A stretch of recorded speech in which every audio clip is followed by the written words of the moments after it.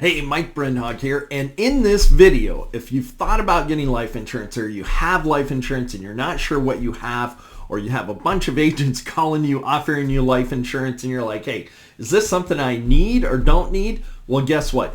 You don't need life insurance, but you may want it. So in this video, I'm going to share with you all the details, what you need to know. We're actually doing a series here on life insurance, all types of life insurance, to help educate you so you can make an informed and intelligent decision whether you need it or not. It may be for you, it may not be for you, but don't do a thing until you watch this video. So let's go ahead and jump into it now. I get a lot of questions about life insurance. Mike, do I need life insurance? Well, let's kind of break it down and see if it makes sense for you. So I'm going to share with you in this video all the details so that you can make an informed and intelligent decision. So first of all, let's take a look at this.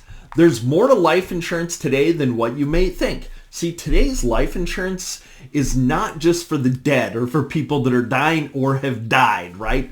And it's more affordable. Today's life insurance is really for the living. Life insurance companies have done a really good job of designing and adapting to the needs that you have during your life to make the life insurance more valuable for you and your family. There's things called living benefits that I'm going to get into and share with you that are much more valuable. This is not your grandpa's life insurance policy from years ago that only had a simple death benefit. It is much more powerful than that. But first of all, let's break it down simple. What is life insurance? Life insurance, or insurance in general, what you're doing with insurance is you're basically transferring the risk that you have, the financial risk for most people, and you're transferring that to an insurance company. They're taking on the bulk of the risk. It's the reason that you have auto insurance, you have homeowners insurance, and many people have insurance on their mobile phones, right? Because these are expensive. If an accident should happen, something should happen, you want to minimize the financial impact that it's going to have on you and your family. That's what insurance is about. Life insurance is no different. And your grandpa's life insurance, before, it's like, hey, he was the breadwinner of the family back in the day, right? And if something happened to him and he died, he wanted to be able to provide for the family, pay for the mortgage, pay for college, keep the lifestyle going for the family. That was the purpose. But today things have changed. There are many different things that happen throughout your life. Cancer, heart attack, stroke, injuries, right? These things happen. So what happens if you are diagnosed with cancer, heart attack, or stroke, or life in general just happens and you can't work, you become sick, you become injured? How are you going to pay for your home, your mortgage, your cars, your everyday living expenses? See, life insurance has become so much more valuable. And so I'm going to share with you today some statistics. This is about, I'm not here to convince you, but I'm going to share with you some facts to educate you so you can make an informed and intelligent decision. The first one that I'm going to share with you here is what we call the leading causes of death by age. So you see this on my screen here. This is from the National Vital Statistics Report. I didn't come up with this. They've been generating this report for decades. And this is the most recent one from 2021. And here we are in 2023.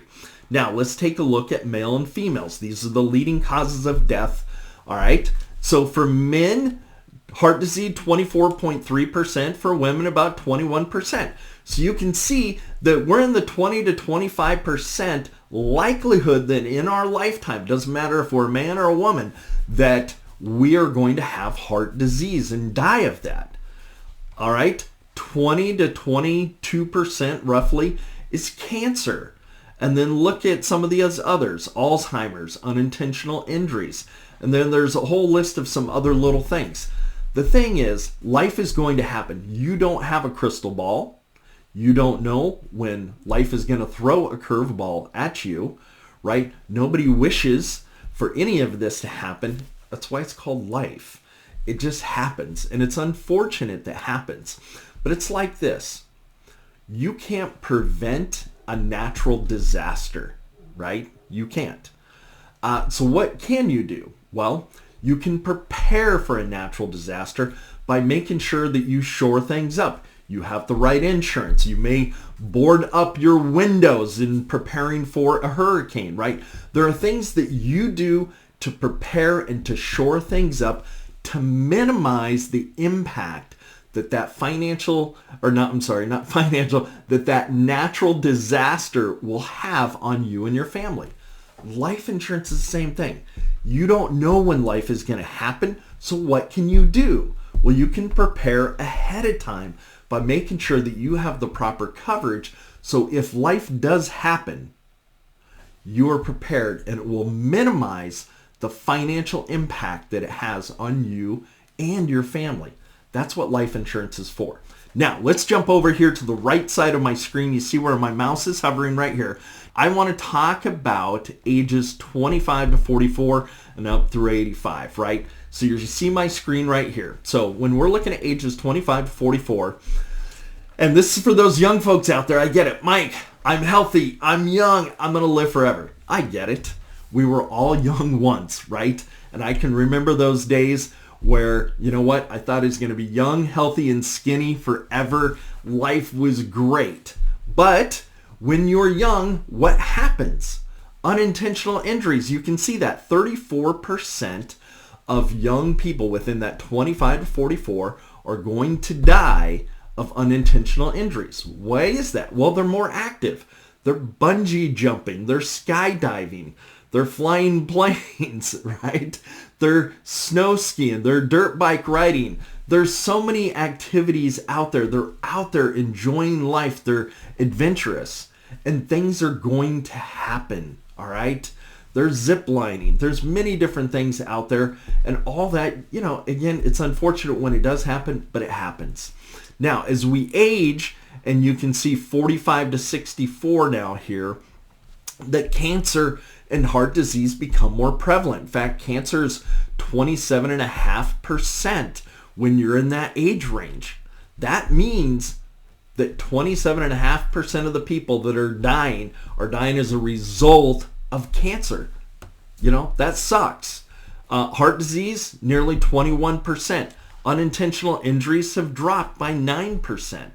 Now, the other reason I'm sharing this chart is that you may have cancer, heart attack, or stroke. You may be diagnosed with that at some point, right? And that may happen to you.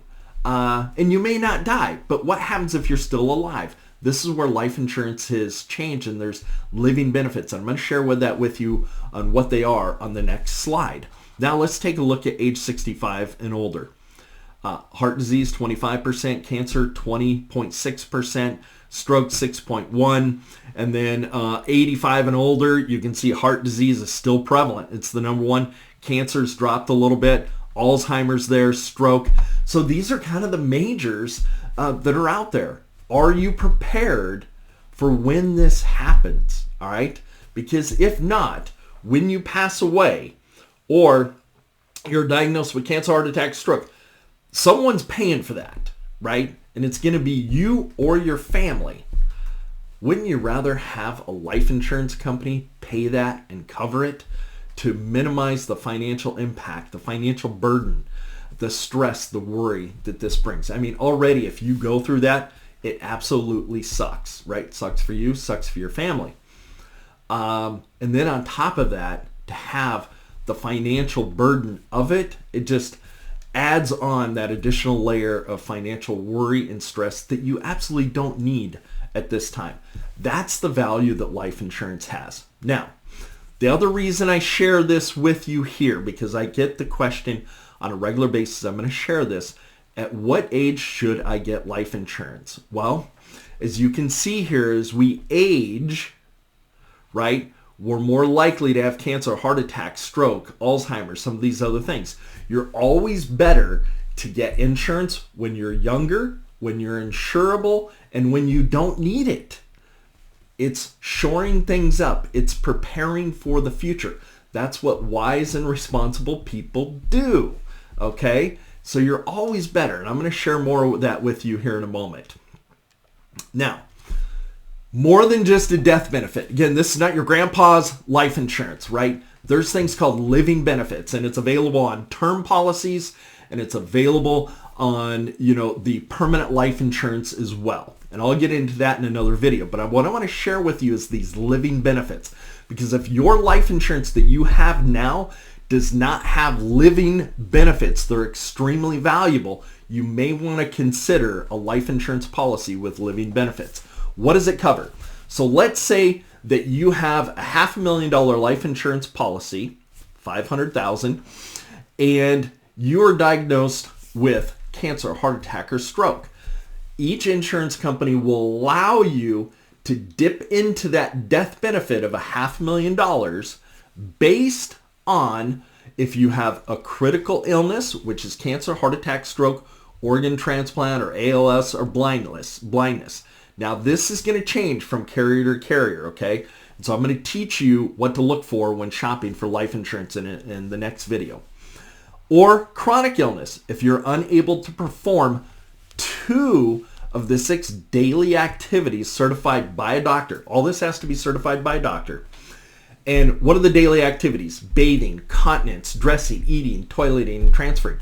If you can't perform 2 of those, right? If you're unable to perform 2 of the 6 daily living activities, you can tap in to that death benefit while you're alive to help pay for medical expenses, in-home care, car payment, credit cards, food, your daily living expenses. It's your money, okay?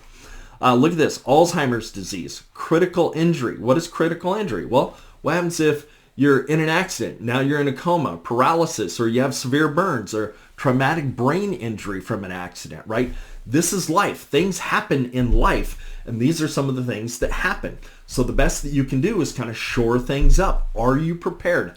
Do you have living benefits to help you and your family get through when life happens, right? Again, it's unfortunate. And then some policies, depending on the type that you have and the company you're with, will have a cash accumulation component to it that will accumulate some cash over time. And that can be used for anything. It can be used to supplement your retirement. So it's much more than just a death benefit. That was the purpose of this.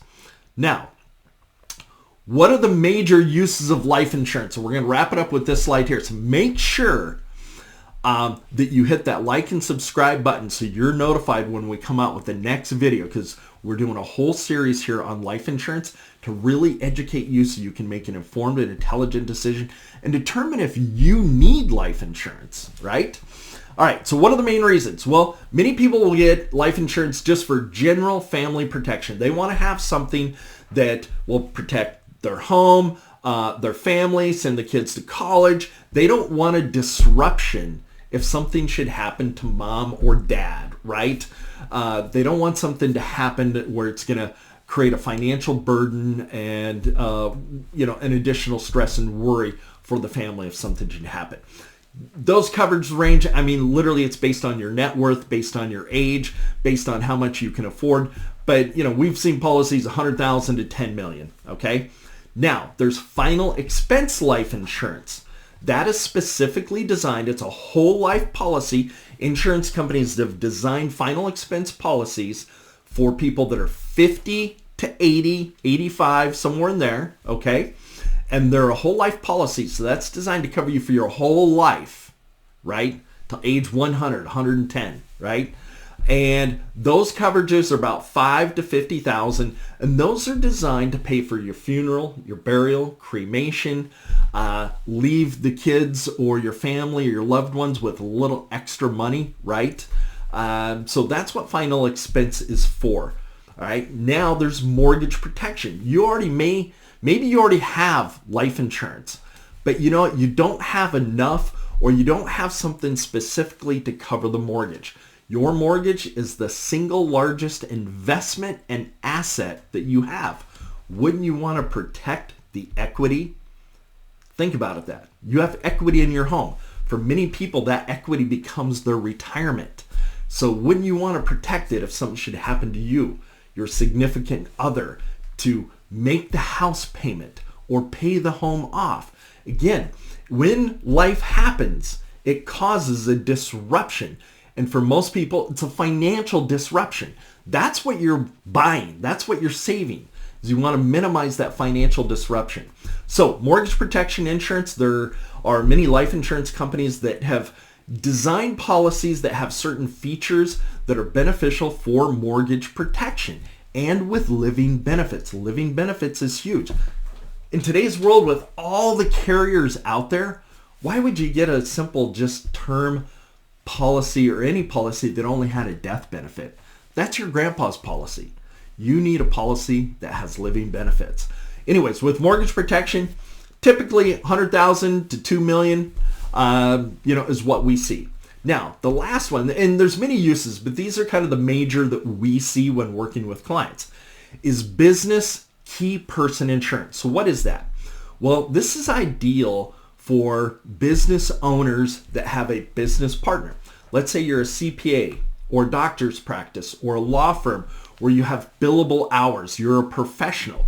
Well, if something happens and your partner dies or gets sick, cancer, heart attack, stroke, they can't perform, they're not billing, you're going to see a disruption in your business revenue because they can't perform, they can't bill. That can be pretty significant. Or what happens when that business partner dies, and now how are you going to have enough money to buy the family out, to buy his estate out? See, when you have a key person or a business partner policy, what can happen, that life insurance can fund to pay for the disruption if it's cancer, heart attack, stroke, or death, right?